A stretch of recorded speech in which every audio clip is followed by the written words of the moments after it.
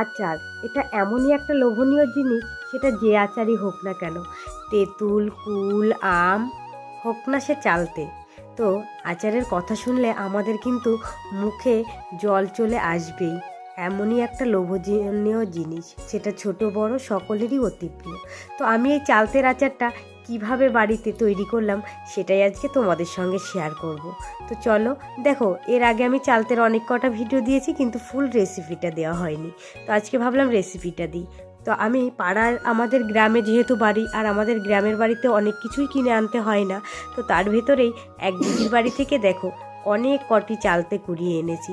আসলে আমার আনতে যতটা, এত পরিমাণে গাছটার নিচে পড়েছিল, আমি যত কটি পেরেছি তুলে নিয়ে এসেছি। আনার পরে সেই চালতেগুলো, এখন তো মেন প্রসেসিংয়ে আমি বসে পড়লাম।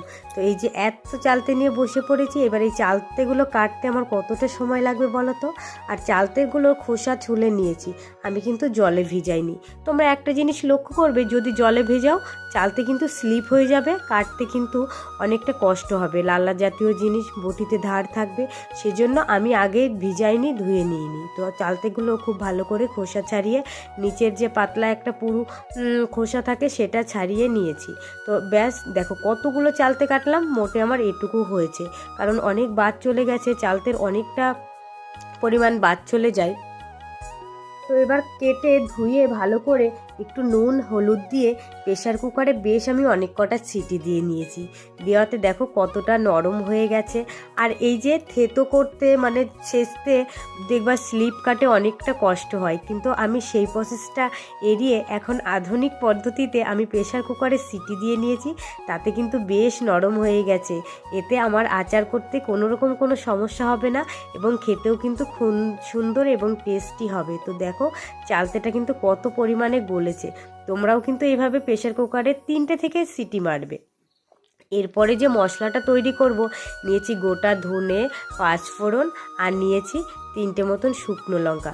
আমি বেশি একটা ঝাল ঝাল করব না, কারণ আমার বাচ্চারা খাবে, আর বেশি ঝাল ঝাল করলে কিন্তু ভালো লাগে না। এরপরে দেখো গোটা মশলাটাকে আমি কাঠখোলায় খুব ভালো করে নাড়াচাড়া করে ভেজে নিচ্ছি। যতক্ষণ এর থেকে সুন্দর একটা গন্ধ না আসবে ততক্ষণ কিন্তু ভাজবো। আর পাঁচফোড়ন শুকনো লঙ্কা ভাজলে এর কিন্তু একটা সুঘ্রাণ আসে। তো সেই পর্যন্ত আমি নাড়াচাড়া করে নিলাম। এরপরে একটু হওয়ার আগে কড়াইটা নামিয়ে গরম কড়াইতে ভালো করে আমি, এরপরে তোমরা গুড় চিনি যে যেটাই নাও, আমি কিন্তু চিনের যে শিরাটা সেই শিরা দিয়ে গুড় বানিয়ে সেটা দিয়েছি। এরপরে গুড়টা নরম হতেই আমি সেদ্ধ করা চালতেগুলো ছেড়ে দিয়েছি, দিয়ে